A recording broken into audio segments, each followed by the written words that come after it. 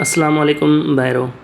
इन चैनल की मदद से असां सिंधी ग्रामर सीखंदासीं। सिंधी ग्रामर सिखण जो असांखे तमामु ज़रूरत आहे, तमामु ज़रूरत आहे असांखे सिंधी ग्रामर सिखण जी।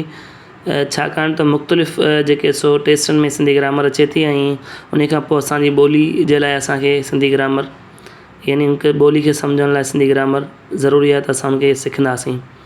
त असां जेके सो अॻु में सिंधी ग्रामर ते मुख़्तलिफ़ सिंधी ग्रामर जे टॉपिकनि ते वीडियो ठाहिया आहियूं। अॼु असां जेको सो जीअं असां अॻु में पढ़ी आयासीं इस्म जे बारे में, उन खां पोइ ज़मीर जे बारे में, उन खां पोइ सिफ़्त जे बारे में। त अॼु असां जेको पढ़ंदासीं उहो जेको आहे सिंधी ग्रामर जो यानी चोथों हिसो आहे, यानी चोथों पार्ट आहे फ़इल। फ़इल जे बारे में पढ़ंदासीं। त असां फ़इल जी वस्फ़ जेका आहे उहा अॻी वीडियो में पढ़ी आयासीं ऐं उन फ़इल जे वस्फ़ खां पोइ फ़इल जा क़िस्म असां अॻी वीडियो में पढ़ी आयासीं। त अॼु जी हिन वीडियो में असां पढ़ंदासीं फ़इल जो पहिरियों क़िस्म। फ़इल जो पहिरियों क़िस्म कहिड़ो आहे? त फ़इल जो पहिरियों क़िस्म आहे फ़इल लाज़मी। फ़इल लाज़मी। त हाणे कुझु सवाल सिखंदासीं, उनखे पढ़ंदासीं। फ़इल लाज़मी छा आहे? फ़इल लाज़मी जा क़िस्म केतिरा आहिनि? फ़इल लाज़मी जी माना छा आहे? त असां फ़इल जी माना आहे कम, लाज़मी माना आहे ज़रूर या चिटियल। यानी फ़इल जी माना आहे कम, लाज़मी माना ज़रूर या चिटियल। उन खां पोइ फ़इल लाज़मी जी वस्फ़ छा आहे? त असां हाणे जेको सो फ़इल लाज़मी जी वस्फ़ पढ़ंदासीं।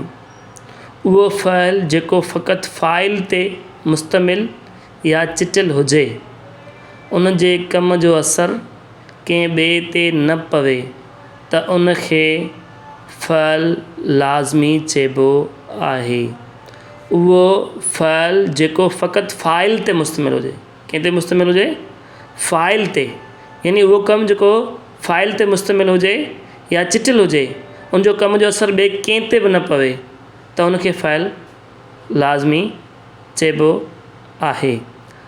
त असांखे वाज़े तौर ते ॿुधाए पियो त उहो फ़इल जेको फ़क़ति फ़ाइल ते मुश्तमिल या चिटियल या ज़रूरी हुजे, फ़ाइल सां ज़रूरी हुजे ऐं उनजे कम जो असरु कंहिं ॿिए ते न पवे, त उनखे फ़इल लाज़मी चइबो आहे। छा चइबो आहे?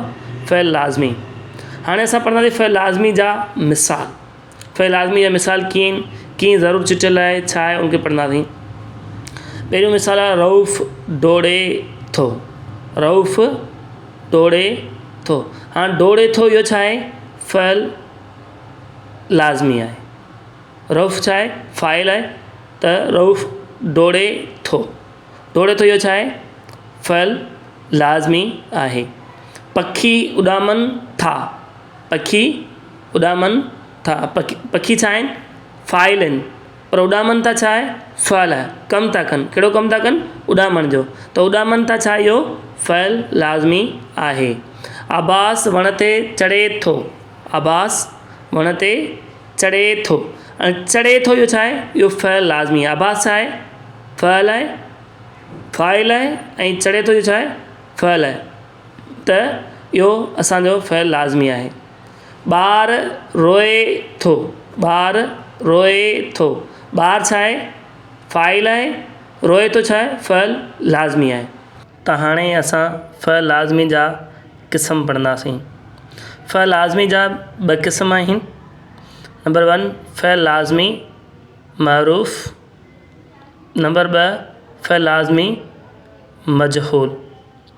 त अॼु जी असां हिन वीडियो में फ़इल लाज़मी जे बारे में पढ़ियासीं, फ़इल लाज़मी जा मिसाल पढ़ियासीं ऐं उनजा जेको सो क़िस्म पढ़ियासीं। ऐं नेक्स्ट वीडियो में असां फ़इल लाज़मी मअरूफ़, फ़इल लाज़मी मजहूल जे बारे में पढ़ंदासीं, सिखंदासीं, उनखे सम्झंदासीं उनखे मिसालनि सां। त अॼु जी वीडियो में तव्हां घणो कुझु सिखियो हूंदो। नेक्स्ट वीडियो में वधीक सिखंदासीं।